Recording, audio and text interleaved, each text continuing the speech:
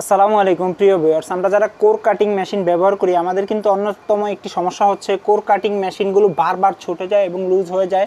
এতে করে আমাদের ব্লেড খরচ বেশি হয় এবং সময়টা বেশি লাগে।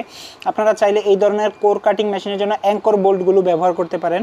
এগুলো কিন্তু আমাদের কাছে পেয়ে যাবেন একেবারে অ্যাভেলেবেল, হিউজ পরিমাণে স্টক আমাদের বস্তায় বস্তায় আছে। তো আপনারা যারা অর্ডার করবেন এখনই স্ক্রিনে দেওয়া নাম্বারে যোগাযোগ করুন।